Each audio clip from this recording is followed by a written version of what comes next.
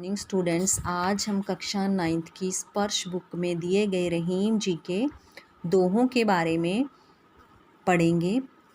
इसकी व्याख्या हम पहले कर चुके हैं। आज हम इसके क्वेश्चन आंसर्स की रिवीजन करेंगे। फर्स्ट क्वेश्चन है, प्रेम का धागा टूटने पर पहले की भांति क्यों नहीं हो पाता।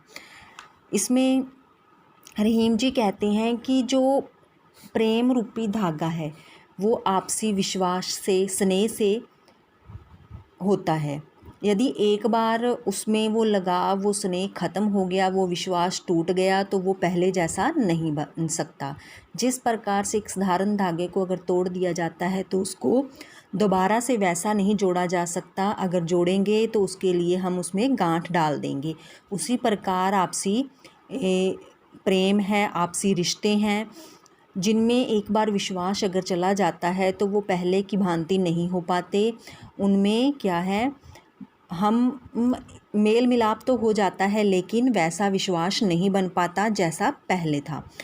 हमें अपना दुख दूसरों पर क्यों नहीं प्रकट करना चाहिए। अपने मन की व्यथा दूसरों से कहने पर उनका व्यवहार कैसा हो जाता है। रहीम जी कहते हैं कि अगर हम अपने मन के दुख को दूसरों को बताते हैं तो दूसरे क्या हैं, हमारी बात को सुन तो लेंगे। सुनने के बाद वो हमारे दुख को बांटने की कोशिश नहीं करेंगे, बल्कि जब हम वहाँ से चले जाएंगे तो वो हमारा मजाक बनाएंगे। रहीम ने सागर की अपेक्षा पंख जल को धन्य क्यों कहा है। रहीम जी कहते हैं कि सागर के पास बहुत जल होता है लेकिन वह जल पीने लायक नहीं होता। अगर कोई प्यासा उसके किनारे चला जाए तो वह बिना पानी पिए ही वापस आ जाएगा, क्योंकि सागर का जल है जो वो पानी है जो वो प्यास नहीं बुझा सकता। लेकिन जो पंख जल है वो क्या है, धन्य है, क्योंकि उसमें छोटे कीट पतंगे रहते हैं। पंख जल से ही अपनी प्यास बुझाते हैं, लेकिन सागर का जल खारा होने के कारण किसी की प्यास नहीं बुझा पाता। इसीलिए पंख का जल सागर के जल से धन्य है। एक को साधने से सब कैसे सध जाते हैं, एक के साधे सब सदे से रहीम का क्या भाव है। रहीम जी कहते हैं कि एक परमात्मा को साधने से सारे अपने आप सध जाते हैं।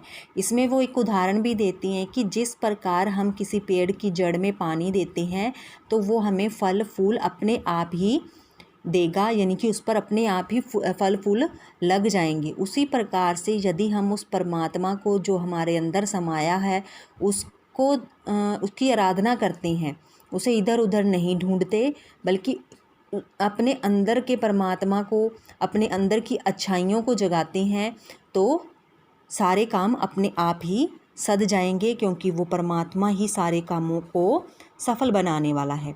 जलहीन कमल की रक्षा सूर्य भी क्यों नहीं कर पाता। जलहीन कमल की रक्षा सूर्य भी नहीं कर पाता, क्योंकि सूरज कमल का जीवन नहीं है। कमल के फूल का जीवन तो वह पानी है जिसमें वो खिलता है। अगर वह पानी नहीं है तो सूर्य लाख कोशिश कर ले, वह उसकी जो जीवन है कमल के फूल का वो नहीं बचा सकता। उसी तरह से क्या है, मनुष्य का जीवन है। आगे है, अवध नरेश को चित्रकूट क्यों जाना पड़ा। अवध नरेश जो श्री रामचंद्र जी हैं वो अपने वनवास के दौरान चित्रकूट गए थे। उनके माता पिता की आज्ञा का वो पालन कर रहे थे, जिस कारण वो 14 वर्ष वनवास के लिए चले गए थे। वनवास के दौरान उन्हें चित्रकूट नामक जगह पर जाने का अवसर मिला। आज भी लोग अपने दुखों का निवारण करने के लिए वहाँ जाते हैं। नट किस कला में सिद्ध होने के कारण ऊपर चढ़ जाता है। नट अपने आप को सिकोड़ सकता है, समेट सकता है। जो कर्तव्य दिखाने वाला है, नट मतलब जो कर्तव्य दिखाते हैं लोग, वो अपनी कला में सिद्ध होते हैं, क्योंकि वो अपने शरीर को सिकोड़ कर छोटा करके एक कुंडली में से, यानी कि एक छोटे से बने हुए रिंग में से भी गुजर जाते हैं या ऊंची से ऊंची चढ़ाई चढ़ जाते हैं। मोती मानुष चून के संदर्भ में पानी के महत्व को स्पष्ट कीजिए।